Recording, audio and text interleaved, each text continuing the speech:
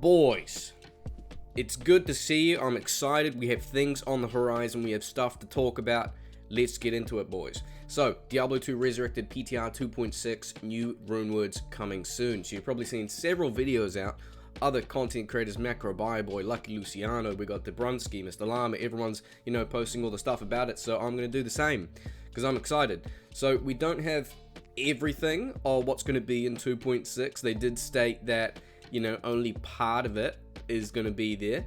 Only a portion of what's going to be in 2.6. Okay, so we'll have to wait for the full notes to be out. I'm assuming maybe tomorrow or the next day, and then we'll be able to get our hands on it. So if it's out tomorrow, boys, you can bet your left nut that I'm going to be streaming that on here on this channel. Okay, so tuck yourself in. It's going to be a good time.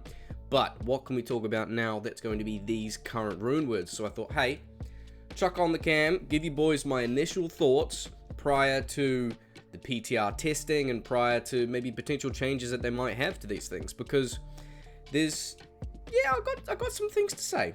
Yeah, let's start there, boys. So, first one that we've got some Helms. Now, these ones are kind of cool. Let's flick over to Macro Boy's little cute face over here. So, we've got Ground, Hearth, Temper, Cure, and Bulwark. So pretty much these are make your own resistance type Helm. So these look kind of early to mid game.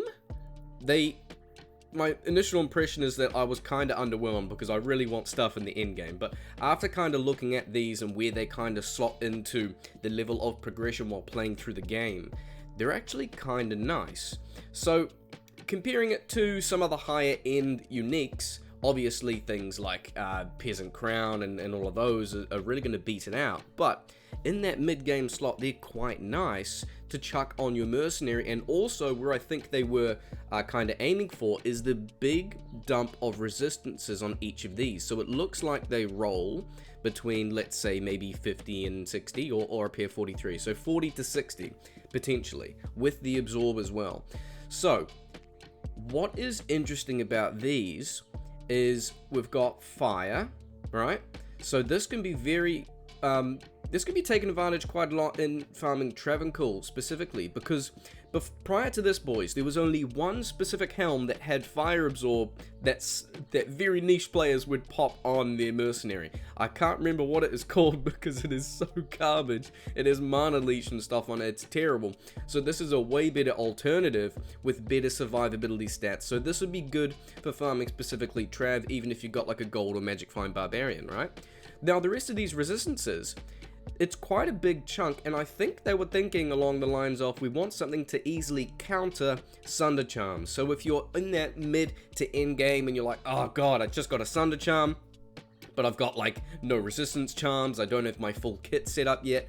If you feel like you need something, you can take off a rare circlet, whatever you have, you can take off that lore, make one of these on maybe your cold sorceress, and give yourself that cover to bring your resistances back up to a healthy spot, if that kind of makes sense. Now, where I'm kind of most interested in is if I take this, oh, sorry, one second. It's because my screen is too big there. This is the one I'm really most interested in, and me and the boys were talking about it on the Discord. Bulwark. Lifesteal. I'm interested to see what the range of this is to roll. 5 life stolen per hit. Vitality, max life, as the other ones do have. Very high replenish life, boys. And physical damage reduced by 15%. Now, the lifesteal and the damage reduction is amazing for not only the price, but for your Mercenary. This is huge for your Mercenary entering into that mid to late game, because on top of that you've got other leech helm, you've got Peasant Crown, you've got Andariel's. Andariel's is pretty much that meta ceiling, right, that everyone wants to aim for. High damage, great stats, really good leech as well. So this is an amazing option, and it's also really good for the Act 5 Mercenary prior to getting things like Uriets, which has leech and all the stats as well. So I'm really excited for these to use in a progression based like early ladder. I think it's quite cool. So let's move our way down and see what else we kind of have. I think they did state over here. Look at this Bulwark, 4 to 6. Oh, there we go, boys. 4 to 6% lifesteal. Fucking sweet. Now let's moving down. Helms. Hustle. this is an important one to talk about. Let's click over here. So Kano was the lovely one to post this. Now, this can be made in weapons and armor. So it's the same as Fortitude. It can be made in weapons and armor. And I'm pretty sure, boys, we can make this in bows as well. Because if we look over here, any weapon or armor type. Okay? Now, reason why this is quite important is I've done some testing and some custom items on the side yesterday, and I think bows is going to be one of the most consistent ways to proc this on a regular and consistent basis. Not that you can't on other ends, but you've got things like Zeal, you've got Frenzy, the high attack rating, and also high attack speed is most important to really proc it. Get all those hits out as soon as possible to get that burst of speed up all the time. This is really exciting because not only does burst of speed give us a whole bunch of movement speed, but the attack speed is very big, boys. Who cares much about these other stats? That's fine. But burst of speed, just so you're aware, let me get in this really tiny screenshot that I have. Current skill level 9 for burst of speed. Attack speed is 44%. Now, that is very close to things like Treachery. So the reason why that gets me a little bit bricked up, boys, is because a lot of my builds, I feel like, a lot of my weird theory crafting builds that rely on melee and other types of, synergy skill, CTC type things, I feel like I need a heavy attack speed crutch. So if I can get this to function and fit nicely with certain builds, that is going to free up a significant amount of space to reach a high sufficient attack speed frame for me to test certain builds with melee. 44% is the same as Treachery, or if you're looking at gloves as 20, you've got a belt with Nosferatus as 10, you got High Lords as 20. My god, that's basically 3 pieces of attack speed gear you can chuck out and swap for things like Drax and all of that.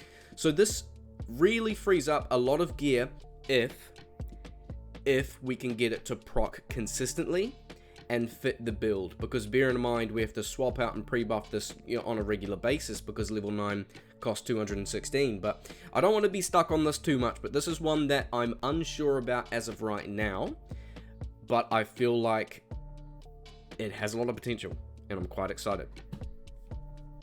Let's move on, hey? So we'll get rid of Hustle, we'll get rid of that, let's scroll further down. So Mosaic.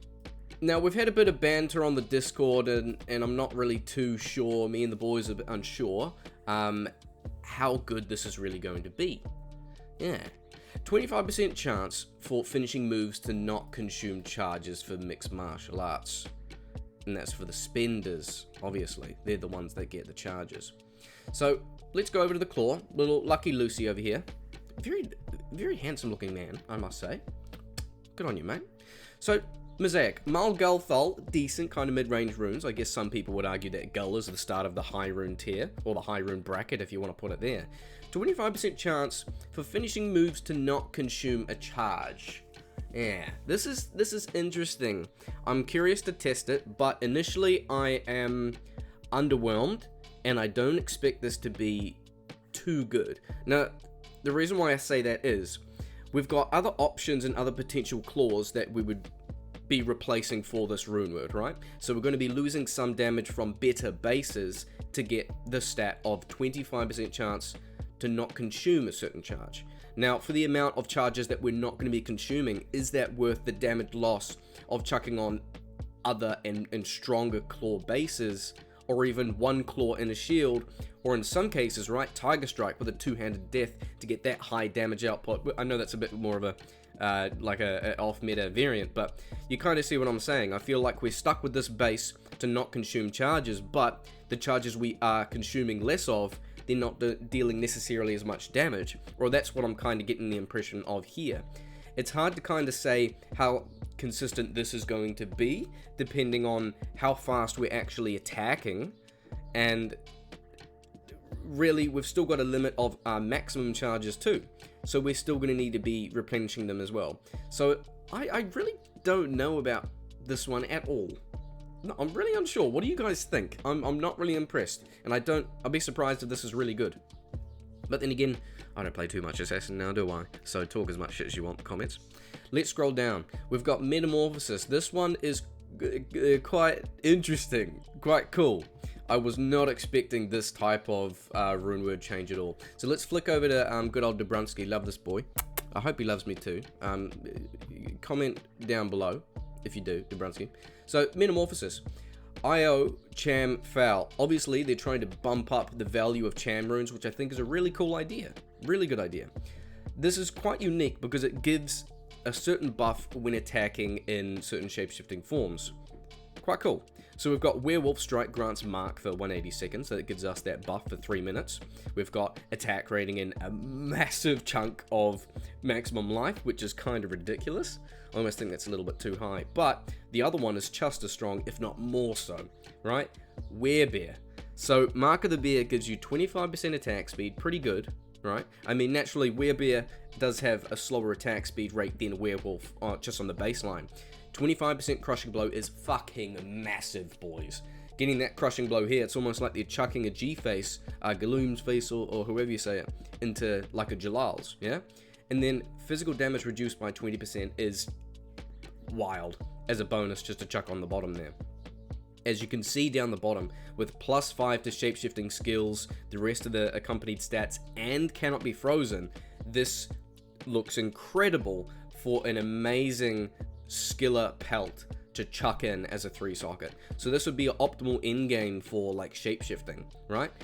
But in terms of testing, there's some interesting things, right? So we've got any strike within Werewolf and Werebear. There is items that give us both of those via O skill, which means we can use them on different characters. Now for the Barbarian, we can get Werewolf from the Wolf Howl, which is quite interesting. So we could even swap in, swap out, grant up the mark, get the bonus of attack rating, maximum life, and use a wielding a beast for the +1 to Werebear to get all that secondary buffs.